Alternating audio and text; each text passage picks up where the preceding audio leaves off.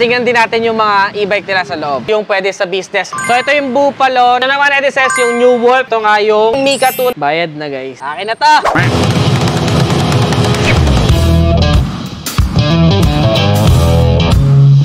Good day sa inyo, NSS. Ngayong araw, bibilan natin si OBR Lourdes ng e-bike. So dito ako ngayon sa Kuda dito sa San Antonio. Tingnan din natin yung mga e-bike nila sa loob. Tara. Kaya papakita ko muna sa inyo, NSS, yung pwede sa business kasi may business tayo. Inaay ko nga rin na magkaroon nun kasi kung pang mga city-city lang, loob-loob, subdivision, pwede to. Halika, tara. So ito yung Bupalo, NSS. Isa driver dito, may ano pa, may woods pa dito sa gilid. Ayan, pwedeng ibaba to upuan o kaya pwedeng kargada lang. Madaya ka na may lalagay dyan. Di susi pa, digital yung meter panel, tas naked handlebar. Tapos may high beam, low beam, turn signals, busina. Pwede mong i-off yung headlight. The best to sa mga may business. Yung mga nagbi-business ng tubig, nagbi-business na gulay, pwede to. Or kung ano pa man yung business nyo, may kargada dito sa likod. Ang presyo nito is 58,800 kung walang bubong. Kung may bubong naman is 62,800. Ito, LED daw yung mga ilaw niya. Maganda na this. Pero siyang basket sa unahan, pwede lagay na mga gamit dito. Na-on, ayan o. Lakas ng ilaw o. Nato-turn on yung ilaw. May speed din siya. 1, 2, 3. Tapos may reverse. Parehas din doon sa kanina, may reverse. Turn signals, tsaka busina. May hazard din pala. Ayun. Pakinggan natin yung busina. Maganda dito kasi may bubong na. Walang bubong, 46,800 pesos. Pag may bubong, 51,800 pesos naman. Ayan, maganda. Pwede ka magsakay dito. Actually, 2 tao, regular size adult kasha. Pero kung medyo petite, kasha siguro 3 kung may bata pa. Tapos makapaglagay ka rin ng gamit dito, tsaka sa likod, may lalagyan ng gamit. Tapos sa bubuksan din to, may lalagyan din ng gamit dito. Ang comfortable pa nung seat to, may sandalan, with cushion, may kutsyon. Pwede kang matulog. Ganda. Tsaka malakas yung torque ha. Tapos may park brake lock. Ayan o. So hindi na siya aandar kapag naka-park brake lock. May handbrake din siya, Nedisen. So parang sasakyan. Talagang may park brake lock na, may handbrake pa. Safe na safe. Parang kotse na no. O tara, pakita ko naman sa inyo iba pa. Ayan yung kasi parang version 1. Tapos meron pa siyang parang version 2. May windshield din nga pala to, Nedisen. May mga windshield sila kapag palagyan nyo ng bubong. So meron din silang wiper. So may salamin na, may wiper pa. Napakahalaga no kasi kapag ka nagdadrive ka tapos malakas yung ulan, di mo na masyado kita yung kalsada. Kailangan may wiper. So ito naman, Nedisen, yung New Wolf na tinatawag, pinaka-upgraded version na siya. Kung makikita nyo, pinakamalakas. May option dito kung mag-upgrade kayo ng battery. Mas lalakas of course yung torque and acceleration niya. Digital na rin yung meter panel. Parehas din, may hazard button, may reverse, 1, 2, 3, 3 speed. So yun, may busina din. Pakinggan natin yung busina. Woo! Lakas. May hazard din. Ayan o.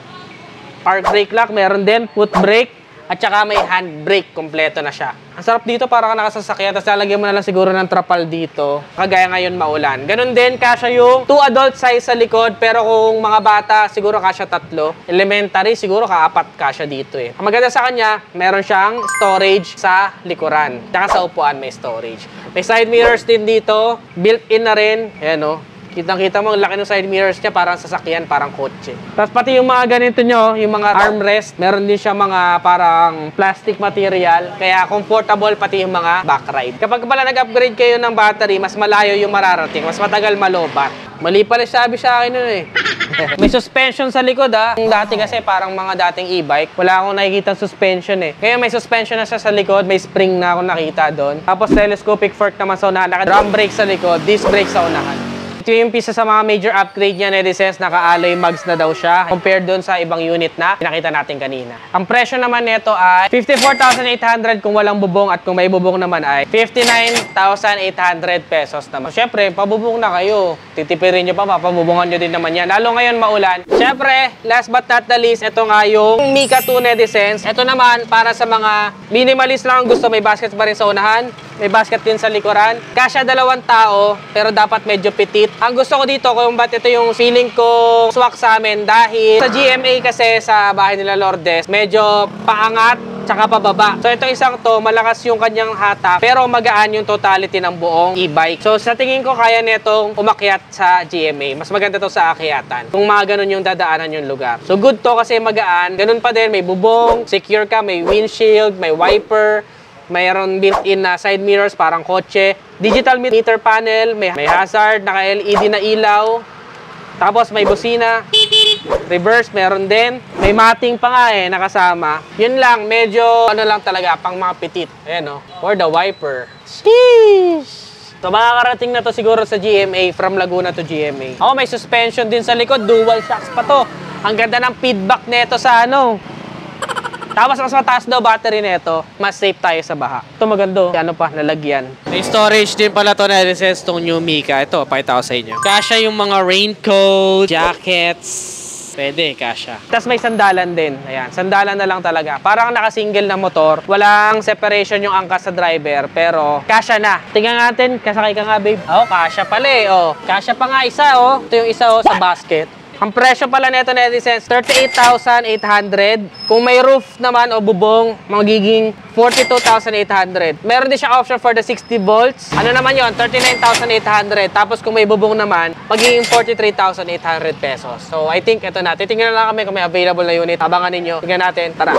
So yan guys, bayad na guys. So ang total na babayaran ko guys is 39,800 dahil cash. May discount na 4,000. Pero maganda doon, sa e-bike may discount kapag kinash. Sa motor kasi wala, may patong pa nga. Gusto nila, priority nila doon installment. Nilabas mo na sa loobin. Na guys, babayad na. Pambili ko sana to ng iPhone 14 Pro Max 1TB fully paid iOS 16. Kaya lang, sana pupunta na sa e-bike. Ito po, ma'am. Bye-bye. Charot. May natira pa. Sana kasya pa to pang iPhone 14 Pro Max. 1TB fully paid. Ayun guys. May uwi ko na si New Mika. At wala pa nga palang pangalan yung bagong e-bike ni OBR Lourdes. So, kung may naisip kayong pangalan, comment nyo sa ibaba para may suggestions. Coming from you, netizen. So yun. Uwi na natin si e-bike. Tara na. Yo, wash out daw sa vlog. Shout out. Mga tropang ano? Tropang ARPD. Yun. Wash out. Akin na to. So yun na nga narises, ayuwi na nga namin yung bagong e-bike ni OBR Lourdes. Pinapalitan namin ang kulay para kulay ni JJ. Kulay green na siya. So anong masasabi mo babe, may bago ka na e-bike? Wow. Excited na akong umuwi. Hindi, super excited na ako na e-bike. Hindi na ako OBR. Siya e-bike Lourdes na siya. E-bike Lourdes na ako, hindi na ako OBR. Pero yun nga, sobrang nagustuhan ko rin yung kulay niya. And then, mas okay sa akin. Kasi syempre, hindi pa naman ako masyadong marunong magmotor. So, mas makakapag-drive na ako. Makakapunta na ako ng kahit ako lang mag-isa. Hindi ko na Talaga ba? Thank you, babe. Totoo ba yan? Yes. So yun, kaya siya binili niya ito para makabisa niya yung fundamentals ng kalsada. Kasi kapag nakamotor, wala pa rin mag-aalalay sa kanya. Mas maganda, naka 3 wheels na muna. And then siguro soon enough, kapag kakabisado na niya, pwede na siyang mag-motor. Yes.